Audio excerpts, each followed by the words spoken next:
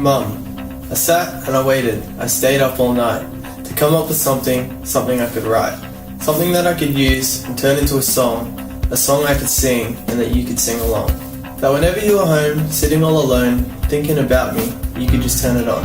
And that all of my words would speak to your heart. No matter the distance, we'd never seem far apart. I just couldn't do it, I'm not sure why. It's really the first time I've ever had trouble getting things onto paper and off of my mind. See, I could write for days about anything I want.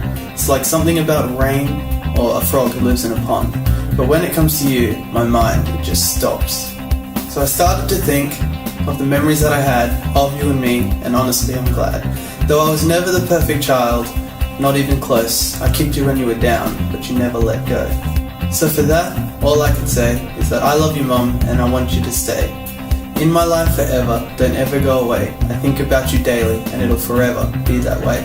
I don't call a visit as much as I should, and I only live around the corner, so no excuse will ever really be good enough. I just want to thank you, Mum, for all that you've done, all that you've taught me. I think you've raised a pretty good son, one that respects the people of this world, and one that's still searching for that perfect girl. I'll compare it to you, Mum, but you're a hard act to follow. You looked after my ass for all those years, so she's gonna have to be special. And when I find her, Mum, you'll be the first to know. I'll come around and I'll tell you, Mum. I won't leave you in the shadow. But until that day, you're my number one girl. The only thing that matters, you are my whole world. Yes, I'm growing and getting super old, but not as old as you, but you're still worth more than gold. And back to my memories, I have only a few, but the first one being of just me and you. We're at home at Colonial Way, the one with the picket fence. It must have been 96, because we're watching the Olympics. We were just hanging out, baking some things. I don't know what they were called, but I'll never forget them, you see. They were made out of Cocoa Pops, and they looked like crunchy cupcakes. And I couldn't have been happier. I was hanging out with you, eating these things, and watching TV. Or the time you went to NZ, I'm still not sure what for, but please don't ever do it again, because my stomach was sore. You were gone for 10 days too long. You'd left us with Dad, and his cooking game isn't strong. We ate mashed potatoes and peas every single night. 10 nights in a row is not okay. Once every now and again, that's alright.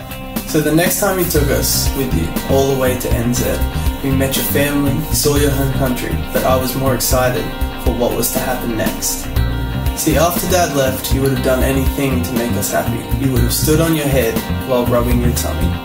You'd always said you would take us to the States, show us where you grew up and where you landed planes. So that you did, you took us stateside, showed us around and showed us the time of our lives. We landed in LA to a friend you had waiting. Though we had never met, we were full of anticipation. Brit was green for about 3 days. I'm still not sure if she was nervous about Austin or just sick of the plane. I was so excited, I just couldn't sleep. I stayed up all night and I never wanted to leave. You took us to San Fran to see the Golden Gate, a bridge I'd always wanted to see. Now over was the wait. We drove back down to LA along the coast road, parallel to the beach. Remember that guy had been walking for days? That was so funny I couldn't breathe. We went to Las Vegas and I got invited to a strip club. Though I was only 15, another 6 years I'd have to wait. Now I'm 22 and I still haven't been. I say it proudly, Mum, it's because of the things that you taught me. You taught me to respect and love unconditionally, no matter their age, sex, or nationality. That under the skin, we're all just the same, pushing along in a world full of pain. I love you, Mum, and for all that you stand, though at times I wish that I could just turn you down. You're like a guitar through a Marshall stack, volume 11, don't ever look back. See, I love that sound more than anyone else, but at times what I need is some peace and quiet. You should try it, it really helps. I love that you share all your dreams with me and encourage me to be all that I can be. To never settle for second best, you're always pushing me along, giving me ideas and sharing all of my songs. You are the Candy Crush queen and it shows your personality. Anybody who can be stuck on the same damn level for 8 months is pretty extraordinary. I guess I'll put this to music and you'll get the song you want. I told you I wasn't writing one, but I wasn't pulling you along. I love you, Mum. What else can I say? Thank you for all that you have done, and happy birthday.